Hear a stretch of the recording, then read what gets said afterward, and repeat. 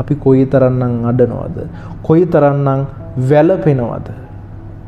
බොහෝ වෙලාවට අපි බලාපොරොත්තු වෙනවා අපිට ආදරය කරන මිනිස්සු අපිව හැමදාම ආදරෙන් බලාගයි. ඒ වගේම තමයි අපේ විශ්වාසය රකි, අපේ පොරොන්දු රකි ගොඩාක් බලාපොරොත්තු වෙනවා. දෙමාපියෝ දරුවන්ගෙන් බලාපොරොත්තු වෙනවා මේ දරුවෝ අපිට සලකයි. මැරෙන මොහොතේදී, අවසාන මොහොතේදී බත් කටක් වතුර වීදුරුවක් කවයි පොවයි කියලා බලාපොරොත්තු වෙනවා. මිනිස්සු ගැන බලාපොරොත්තු වෙන්න එපා. මිනිස්සු ගැන විශ්වාසය වැඩිපුර තියාගන්න එපා. බලාපොරොත්තු අඩු වෙන තරමට මානසික නිදහස තියෙනවා. බලාපොරොත්තු අඩු වෙන තරමට පසුතැවිලි අඩුයි. බලාපොරොත්තු අඩු වෙන තරමට හිත රිදීම් අඩුයි. බලාපොරොත්තු අඩු වෙන තරමට කලකිරීම අඩුයි. ජීවත් වෙන්න ආස හිතෙනවා බලාපොරොත්තු අඩු වෙනකොට.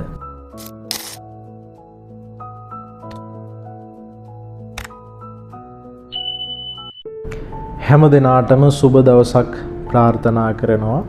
ඔබ අදත් එකතු වෙන්නේ సంతానేటి YouTube channel එකත් එක්ක. අපේක්ෂාව, උපේක්ෂාව වචන දෙකක්, තේරුම් දෙකක්. අපේක්ෂාව කියලා කියන්නේ බලාපොරොත්තු වීම. උපේක්ෂාව කියලා කියන්නේ බලාපොරොත්තුවත් එක්ක ගොඩ නැගෙන ප්‍රතිඵලය දරා ගැනීම. බලාපොරොත්තුව ගැන අපේ බුදුරජාණන් වහන්සේ හරි ලස්සනට දේශනා කරනවා. කොහොමද? උන්වහන්සේ පැහැදිලි කරනවා යම් කිසි කෙනෙක් මොකක් හෝ දෙයක් බලාපොරොත්තු වෙනවද, ඒ බලාපොරොත්තු වන දේ ඉටු නොවන තැන දුකක්. ඒක තමයි ඇත්ත. අපි උපන්දා සිට මැරෙන කම්ම ගොඩාක් බලාපොරොත්තු එක්ක, අපේක්ෂා එක්ක, ආශාවල් එක්ක ජීවත් වෙනවා. එහෙම ජීවත් වෙලා මේ දේවල් ඉටු කරගන්න බැරි වෙනකොට අපි කොයිතරම්නම් අඬනවද? කොයිතරම්නම් වැළපෙනවද? බොහෝ වෙලාවට අපි බලාපොරොත්තු වෙනවා අපිට ආදරය කරන මිනිස්සු අපිව හැමදාම ආදරෙන් බලාගයි. ඒ වගේම තමයි අපේ විශ්වාසය රකි, අපේ පොරොන්දු රකි ගොඩාක් බලාපොරොත්තු වෙනවා. දෙමාපියෝ දරුවන්ගෙන් බලාපොරොත්තු වෙනවා මේ දරුවෝ අපිට සලකයි. මැරෙන මොහොතේදී, අවසාන මොහොතේදී බත් කටක් වතුර වීදුරුවක් කවයි පොවයි කියලා බලාපොරොත්තු වෙනවා. නන්දා මාලනීය ගායනා කරන මහාචාර්ය සුනිල් ආරියරත්නයන් ලියන හරි ලස්සන ගීතයක් තියෙනවා, පූජාසනය. පූජාසනය කියලා කියන්නේ හැමෝම වැදුම් පිදුම් කරන, කීර්ති ප්‍රශංසා කරන, බොහෝ දෙනෙක් යන තැනක්. මේ පූජාසනය අපේ ජීවිතයට උපමා කරනවා. කොහොමද? පූජාසනයේ ඔබ හිඳුවා ඔබට පුදන මේ ලෝකයමයි හෙට ඔබට එරෙහි වී නැගිටින්නේ. අපිට අද හොඳ කියන මිනිස්සු ඒ කටින්ම හෙට දොස් කියනවා. අද hina වෙන මිනිස්සු හෙට වපරැහින් අපි දිහා බලලා රවනවා. අද කීර්ති ප්‍රශංසා කරන මිනිස්සු හෙට අපිට මේ ලෝකේ බනින්න පුළුවන්, රිද්දන්න පුළුවන් දරුණුතම වචනෙන් අපිව රිද්දනවා. ඒක තමයි ඇත්ත.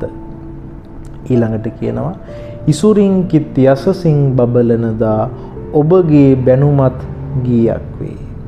අපිට ඉසුරු බර තියෙනකොට, ධනය තියෙනකොට, හැම දෙයක්ම තියෙනකොට අපි මිනිස්සෙකුට බැන්නත් ඒකේ මිනිස්සයට ඇහෙන්නේ හරි ලස්සන ගීතයක් වගේ. ඒ වගේම තමයි ඉසුරු බර නැති වෙලා හැම දෙයකින්ම පිරිහිච්ච දවසක් ආවොත් එදාට කොහොමද? ඉසුරින් කිත් යසසින් පිරිහුණදා සිනාසුනත් ඔබ වරදක් වේ. අපි ඒ වගේ තත්වයක ඉඳලා මිනිස්සෙකුට hina වුණත් ඒක මිනිස්සෙකුට කරන මහා ලොකු වරදක් බවට පත් වෙනවා. ඉතින් ඒ තරම් අවිනිශ්චිත ලෝකයක අපි ජීවත් වෙන්නේ. ඊළඟට කියනවා කිරියෙන් පැණියෙන් උතුරා යන කල ලොව ඔබ පාමුල හඬා වැටේ. අපේ ජීවිත සරුසාර වෙලා, අගහිඟම් නැති වෙලා, කිරියෙන් පැණියෙන් ඉතිරිලා පැතිරිලා යනකොට අපේ පාමුල ගොඩාක් මිනිස්සු හඬාගෙන වැටෙනවා. ඒක තමයි ඇත්ත. හැබැයි ඊළඟට කියනවා අතමිට හිඟවි බෙලසුන් වන කල ලොව ඔබ හිස මත කඩා වැටේ. අපේ পায় පහ මුල දන ගහපු ඒ මිනිස්සුම අපේ අතමිට හිඟ වෙලා අපිට කරගන්න කර කියාගන්න කිසිම දෙයක් නැති වෙන දාට අපි පාරට ඇද වැටිච්ච දවසට ඒ මිනිස්සු අපේ හිස මත කඩාගෙන වැටෙනවා. කඩාගෙන වැටිලා අපිට රිද්දන්න පුළුවන් දරුණුතම විදිහට අපිට අපිව රිද්දනවා. ඒ වගේම තමයි අපිට වද දෙනවා. මේ යථාර්ථය කියන්නේ මේ අටලෝ දහම ගැන කියන්නේ.